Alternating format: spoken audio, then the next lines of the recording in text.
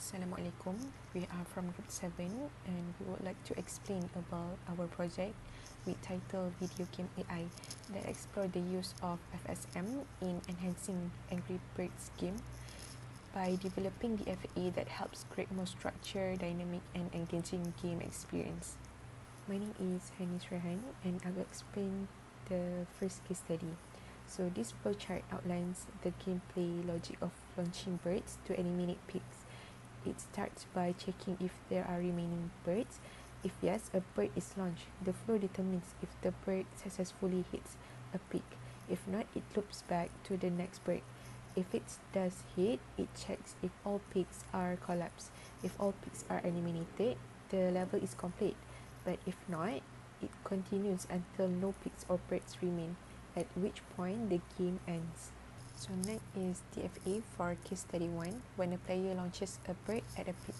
So the DFA starts with Q0, which is aiming state, where the player adjusts the slingshot. When the bird is released, it transitions to Q1, launch state. If the bird flies, it moves to Q2, which is flying state. And if the bird hits the pig, it transitions to Q5, hit state. And if the pig health reaches 0, it moves to Q6, pig eliminated. If all pigs are destroyed, the game transitions to Q7, which is level complete. And if the bird misses, it moves to Q3, miss state. And if there are no birds left, it's result in Q4, which is game over. Hi, good morning, everyone and everyone. My name is SANDHIYA and my metric number is CV22050. Today I'll be presenting the flowchart and DFA for my case study titled When a Player is Playing in a Level in Different Times of the Day. This case study demonstrates how the gameplay progresses based on the player's choices and actions. To represent this, I've used flowchart and DFA, which are crucial tools in modeling decision-making processes. Okay. First of all, we're going to look at flowchart. For the flowchart, it's a visual representation of how the gameplay progresses, starting from the initial level.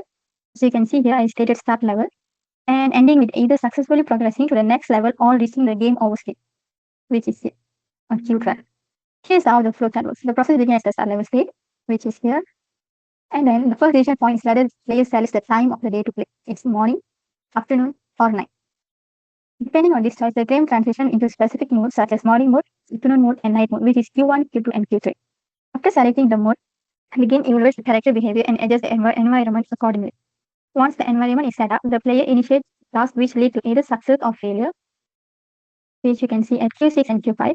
Once that is done, success result is score updates, level completion, and progression to the next level, while failure leads to the game over, which is Q12 once again. The flowchart ensures clarity in understanding how the game progresses step by step. Next, we're moving on to DFA. This is my DFA.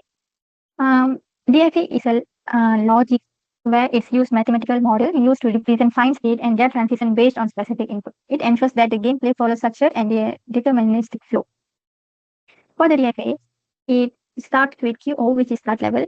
Other states include morning mode Q1, afternoon mode Q2, night mode Q3, and character behavior, environmental setup, start action, task completed, task failed, score update, level win, next level, and game over. The input represents actions or events such as selecting a time of day, starting a task, or completing a task. For example, input A represents selecting a time of the day, while E represents task success. Transition, each input triggers a transition between states. For example, from Q0, input A transitions the game to either Q1, Q2, or Q3, and depending on the time of the day. From Q6, start action, input E, which is here you can see, to Q7, task completed, while input F transition to Q8, which is task failed.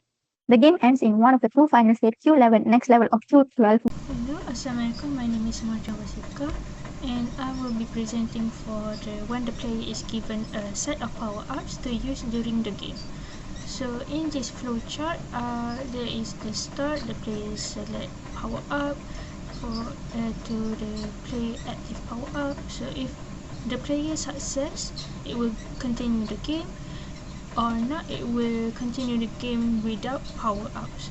So for my DFA diagram, we start at the idle to the select power-up to the activate power-ups. And if the power-up success, it will go to level complete or game over.